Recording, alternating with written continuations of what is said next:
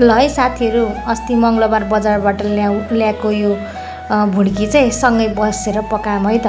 ल अब मैले ल्याएको भुड्कीलाई चाहिँ बुढोको कामलाई दिएँ, मजाले पखालेर उहाँले सफा गर्नुभएको छ। त्यत्तिकै मैले प्याज काट्न लगाएको थिएँ, प्याजले मलाई रोयो।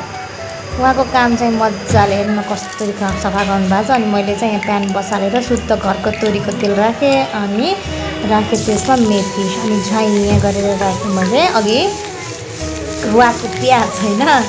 अनि त्यो प्याज ब्राउन ब्राउन हुँदा चाहिँ उहाँले चाहिँ यता अझै सफा गर्दै हुनुहुन्छ, भ्याक्कै छैन यति। अनि तातो पानीमा चाहिँ त्यो भुड्की राखेँ। अनि त्यहाँ राखेँ मैले टमाटर, अनि एउटा डल्ले चाहिँ मेरो लागि हो कि। अनि बेसार र नुन राखेर चाहिँ चलाएर मैले त्यसलाई ढाकिदिएँ। त्यत्तिकैमा चाहिँ मेरो बुढोले चाहिँ अझै त्यो भुड्कीलाई आधी आधी गरेर काट्नु भएको छ तातो पानीबाट निकालेर होइन।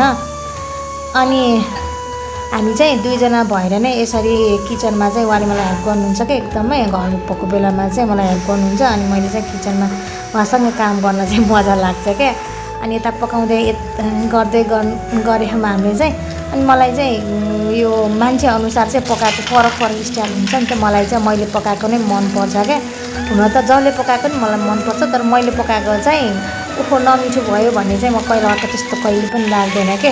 अनि उहाँलाई चाहिँ उहाँलाई पनि मैले पकाउनु मनपर्छ, अनि अरूलाई चाहिँ मनपर्छ कि पर्दैन उहाँले चाहिँ अब उहाँले जानुन्। अब अनि त्यसपछि मैले सबै काम भ्याएर त्यही भुड्की चाहिँ सबै भइसकेपछि भुड्की त्यहाँ राखेँ। अनि त्यसलाई चलाउँदै पकाउँदै गर्नतिर लाग्यो क्या। अनि साथीहरू सुन्नु न, मलाई क्या हामी नेवारहरूले पकाउने यस्तरी पकाउँछौँ यस्तो गर्छौँ भनेर राख्दाखेरि चाहिँ कति मान्छेले चाहिँ कुरा गर्नुहुन्छ होला त्यहाँ होइन।